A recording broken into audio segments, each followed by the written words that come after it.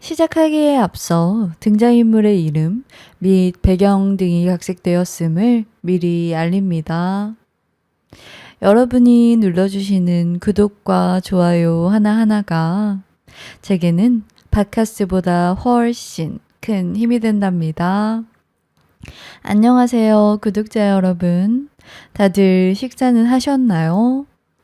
제가 오늘 정말 기가 막히고 코가 막히는 사연 하나 들고 왔습니다. 아니, 세상에 아직도 이런 뻔뻔한 인간이 숨쉬고 산다는 게 믿기지가 않네요. 그래도 끝까지 들어보세요. 마지막엔 정말 속이 뻥 뚫리실 겁니다. 제가 올해 55인데 제 인생에도 드디어 볕들 날이 오더군요. 바로 눈에 넣어도 안 아픈 제 아들 녀석 덕분이죠. 우리 아들이 이번에 그 어렵다는 대기업에 합격했지 뭡니까? 게다가 회사 연수원에서 만난 아주 참한 아가씨랑 결혼까지 하게 됐어요. 사돈댁도 뼈대 있는 교육자 집안이라 저 같은 홀어머니를 무시하지 않을까 걱정했는데 어찌나 점잖고 좋으신지 정말 세상을 다 가진 기분이었죠. 하지만 여러분, 제가 이렇게 웃기까지 얼마나 피눈물을 흘렸는지 아십니까? 딱 20년 전이네요. 지금 생각해도 치가 떨립니다. 그 짐승만도 못한 전 남편놈이 제 가슴에 대못을 받고 도망갔던 날이요. 그때 우리 아들 갓 돌 지났을 때였어요. 집에 왔는데 장롱문은 열려 있고 폐물이며 돈 되는 건 싹 사라진 거예요. 알고 보니 바람난 여자랑 살림 차리겠다고 전세 보증금까지 빼서 야반 도주를 했더라고요. 깐난쟁이랑 마누라를 길바닥에 나앉게 만들고 도망을 쳐요. 그게 사람이 할 짓입니까? 당장 갈 곳이 없어 찜질방을 전전했습니다. 낮에는 설거지, 밤에는 청소, 하루 3시간도 못 자며 버텼어요. 손마디가 휘고 지문이 닳도록 일만 했습니다. 오직 아들 하나 번듯하게 키우겠다는 일념으로요. 그때 그 인간 생각만 하면 지금도 자다가 벌떡 일어나 일을 갑니다. 그렇게 우리 모자는 서로를 다독이며 상견례 날짜만 손꼽아 기다리고 있었답니다.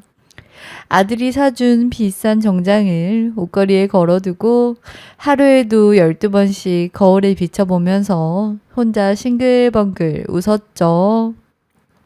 그런데 딱 일주일 전이었습니다. 모르는 번호로 전화가 한 통 걸려오더군요. 저는 택배 기사님인가 싶어서 아무 의심 없이 전화를 받았습니다. 여보세요? 누구세요? 하고 밝게 물었죠. 그런데 수화기 너머로 들려오는 그 목소리. 정말 꿈에서도 듣기 싫은 그 느끼하고 재수없는 목소리가 들리는 겁니다. 여보세요? 동자요. 나다. 민호 아빠. 잘 지냈냐? 순간 심장이 쿵 하고 바닥까지 떨어지면서 손이 벌벌 떨리더라고요. 20년이 지났는데도 그 목소리를 듣는 순간 온몸의 피가 거꾸로 솟는 것 같았습니다. 당신이 여길 어디라고 전화를 해? 미쳤어? 죽은 줄 알고 제사까지 지냈는데 왜 살아있는 거야? 당장 끊어. 제가 악을 바락바락 쓰니까 그 인간이 뻔뻔하게도 혀를 차며 뭐라는 줄 아십니까? 오호, 말 함부로 하지 마라. 나도 엄연히 민호 애비다. 건너 소식 들으니까 우리 아들이 아주 대단한 집안이랑 결혼한다며? 그럼 이 애비가 빠지면 쓰나? 상견례 날짜 잡혔다던데 장소 어디냐? 나도 헌주석에 앉아야겠다. 아, 정말 사람입니까? 짐승입니까? 양육비는커녕 빚쟁이들만 잔뜩 남겨두고 도망갔던 인간이 이제 와서 애비 노릇을 하겠다뇨. 기가 막혀서 헛웃음만 나오더라고요. 당신 제정신이야? 뻔뻔한 것도 유분수지. 어디다 대고 아빠 타령이야? 다시는 전화하지 마. 하지만 그 인간은 오히려 비릿하게 웃으며 협박을 하더군요. 좋게 말할 때 알려줘라. 내가 그날 식장 찾아가서 뒤집어 엎는 꼴 보고 싶지 않으면 말이야. 전화를 끊었지만 손이 덜덜 떨려서 물 한 잔도 제대로 마실 수가 없더라고요. 심장이 터질 것처럼 쿵쾅대는데 잠시 후 딩동 하고 문자가 왔습니다. 집 앞 카페니까 당장 나오라고, 안 나오면 쳐들어 가겠다고요. 세상에, 이 인간이 집까지 알아낸 겁니다. 혹시라도 퇴근하는 아들과 마주칠까봐 슬리퍼 바람으로 불이 나게 달려나갔죠. 카페 구석에 앉아있는 꼴을 보니 정말 기가 차서 말이 안 나오더군요. 낡아 빠진 가죽 점퍼에 다 늘어난 티셔츠를 입고는 저를 보며 실실 쪼개는데 당장이라도 뜨거운 커피를 얼굴에 확 끼얹고 싶었습니다. 앉자마자 대뜸 한다는 소리가 가관이었습니다. 이야, 우리 경자 많이 늙었네? 그나저나 사돈댁이 지역 유지라며? 건물도 몇 채 있다던데? 민호가 아주 로또를 맞았어. 자식 농사 기가 막히게 지었네. 당신 고생한 보람 있구먼. 이게 당신 입에서 나올 소리야? 양심이 있으면 쥐 죽은 듯이 살아. 그래도 모자랄 판에 당장 꺼져. 제가 이를 악물고 쏘아 붙이니까 그 인간이 탁자를 쾅 내리치며 주변 사람들이 다 들리게 소리를 지르더군요. 이 여자가 보자 하니까 씨는 내가 뿌렸어, 이 사람아. 그리고 사돈댁 수준이 있는데 애비가 안 보이면 그쪽에서 민호를 뭘로 보겠어? 근본 없는 집구석이라고 무시하지 않겠냐고. 내가 가서 목에 좀 잡아줘야 민호 기가 사는 거야. 내 말 못 알아들어? 말은 번지르르하게 하지만 사돈댁 덕 좀 보겠다는 그 시커먼 속내가 훤히 보여 구역질이 났습니다. 당신 오면 바로 경찰 부를 거야. 꿈도 꾸지 마. 제가 으름장을 놓으니까 그 인간이 눈을 부라리며 비열하게 협박을 하더군요. 경찰? 불러보던가. 그럼 나는 사돈댁 찾아가서 다 까발릴 테니까. 당신이 젊었을 때 빚쟁이들 피해 도망다닌 거랑 험한 일 했던 거 싹 다 물어버릴 거야. 그래도 괜찮겠어? 그 말을 듣는데 눈앞이 캄캄해지더군요. 저야 상관없지만 이제 막 날개를 펼치려는 아들이 저 인간 때문에 흠집이라도 날까봐 덜컥 겁이 났습니다. 그날 밤 저는 뜬 눈으로 밤을 지새웠습니다. 가슴이 타들어가서 숫덩이가 된 기분이었죠. 다음날 아침 퉁퉁 부은 눈으로 밥상을 차리는데 도저히 숟가락을 들 수가 없었습니다. 아들이 그런 제 눈치를 살피더니 조용히 수저를 내려놓더군요. 엄마, 무슨 일 있으시죠? 어젯밤에 누구 만났어요? 얼굴이 왜 그래요? 아들의 그 맑은 눈을 보니까 왈칵 눈물이 쏟아지더라고요. 결국 더는 숨길 수가 없어서 털어놓았습니다. 네 아빠라는 작자가 찾아왔었다. 상견례에 꼭 오겠다고 협박하더라. 엄마가 미안해. 정말 미안해. 저는 아들이 불같이 화를 내며 당장 쫓아가겠다고 날뛸 줄 알았습니다. 그런데 아들의 반응은 제 예상과는 전혀 달랐어요. 아들은 잠시 멍하니 허공을 보더니 피식하고 싸늘한 미소를 짓는 게 아니겠습니까? 그 표정이 어찌나 차갑고 매서운지 순간 소름이 돋을 정도였죠. 엄마, 그 사람한테 전화해서 오라고 하세요. 장소랑 시간 정확하게 알려주시고요. 제가 깜짝 놀라 펄펄 뛰었습니다. 민호야, 너 제정신이니? 그 인간이 와서 무슨 짓을 할 줄 알고. 절대 안 돼. 사돈 어른들 앞에서 깽판이라도 치면 어떡해. 하지만 아들은 제 손을 꼭 잡으며 낮고 단호한 목소리로 말하더군요. 걱정 마세요, 엄마. 제가 다 생각이 있어요. 그 사람 제 발로 찾아오게 만드세요. 그래야 확실하게 끝낼 수 있어요. 저 믿으시죠? 이번 한 번만 제 말대로 해주세요. 아들의 눈빛이 너무나 확고해서 더 이상 말릴 수가 없었습니다. 평소엔 순둥이 같던 녀석이 저렇게 무서운 눈을 하는 건 처음 봤거든요. 결국 저는 떨리는 손으로 그 인간에게 문자를 보냈습니다. 상견례 장소와 시간을요.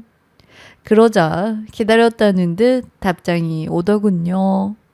그래, 진작 그럴 것이지. 역시 피는 물보다 진한 거야. 내가 가서 우리 아들 체면 확실하게 세워줄 테니까 걱정 말고. 그 문자를 보는데 속이 뒤집히는 것 같았지만 꾹 참았습니다. 폭풍 전야라고 하죠. 상견례 당일까지 하루하루가 살얼음판을 걷는 기분이었습니다. 아들은 무슨 생각을 하는 건지 평소와 다름없이 출근을 하고 콧노래까지 흥얼거리는데 저는 도무지 안심이 안 되더라고요. 과연 우리 모자에게 어떤 운명이 기다리고 있을까요? 드디어 상견례 당일이 되었습니다. 으리으리한 한옥 건물의 최고급 한정식 집이었죠. 입구에서부터 깍듯하게 맞아주는 직원들을 보는데 손에 땀이 흥건해지더군요. 아들은 말끔한 정장을 입고는 제 옆에 딱 붙어서 든든하게 웃어주는데 제 심장은 롤러코스터라도 탄 것처럼 오르락 내리락 난리였습니다. 예약된 룸으로 들어가니 사돈 어르신들이 먼저 와 계셨어요. 바깥 사돈은 점잖은 학자 스타일에 안사돈도 정말 우아하게 생기셨더라고요. 저희를 보자마자 반갑게 일어나시는데 어찌나 품위가 넘치는지 혹시라도 그 인간이 여기 물을 흐리면 어쩌나 더 걱정이 태산 같았습니다. 아이고, 오셨습니까? 이쪽으로 앉으세요. 어머니 인상이 참 좋으시네요. 사돈 어른들이 칭찬을 해주시는데 저는 죄진 사람 마냥 고개를 푹 숙이고는 감사합니다. 겨우 대답만 했죠. 화기애애한 분위기 속에서 음식이 하나 둘 나오기 시작했습니다. 그때였습니다. 밖에서 우당탕거리는 소리가 들리더니 방문이 벌컥 열리더군요. 어이고 사돈 어른 늦어서 죄송합니다. 차가 어찌나 막히던지 제가 이 지역 지리는 꽉 잡고 있는데 오늘따라 영 운이 안 좋네요. 고개를 돌려보니 아니나 다를까 그 인간이었습니다. 어디서 빌려 입었는지 폼도 안 맞는 촌스러운 은갈치 양복을 빼입고는 머리에는 기름을 잔뜩 발라 이대팔 가르마를 타고 나타났더라고요. 게다가 손에는 무슨 싸구려 과일 바구니 같은 걸 덜렁덜렁 들고 들어오는데 얼굴이 화끈거려 쥐구멍에라도 숨고 싶었습니다. 사돈댁 식구들도 당황해서 눈이 휘둥그레졌죠. 그 인간은 그런 시선은 아랑곳하지 않고 제 옆자리를 꿰차고 앉더니 다리를 쩍 벌리며 거들먹거리기 시작했습니다. 반갑습니다. 제가 민호 애비 되는 사람입니다. 우리 민호가 훤칠한 게 다 저를 닮아서 그런 겁니다. 호호호호. 마치 이 집안의 가장인 양 행세하며 사돈 어르신께 악수를 청하는데 그 뻔뻔한 낯짝에 침이라도 뱉어주고 싶었습니다. 사돈댁은 예의를 갖춰 어색하게 인사를 받았지만 분위기는 순식간에 찬물을 끼얹은 듯 싸해졌죠.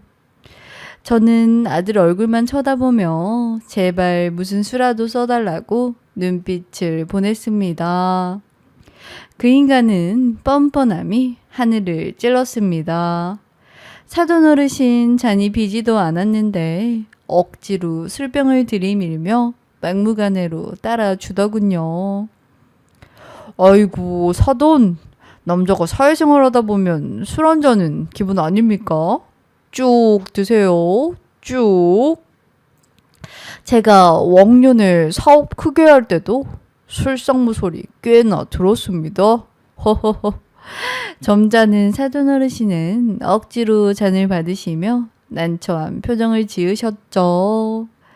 저는 고개를 들 수가 없어서 식탁보만 쥐어뜯으며 제발 이 시간이 빨리 지나가기만을 빌었습니다. 게다가 밥을 먹으면서 쩝쩝 소리는 얼마나 요란하게 내는지 입안에 음식물이 튀어나올까봐 조마조마할 지경이었어요. 우리 민호가 대기업 들어갔으니 이제 탄탄대로 아닙니까? 제가 제 머리 하나는 기가 막히게 물려줬거든요. 안사람이 고생은 좀 했지만 따지고 보면 다 우수한 유전자를 물려준 제 덕이라고 봐야죠. 안 그렇습니까?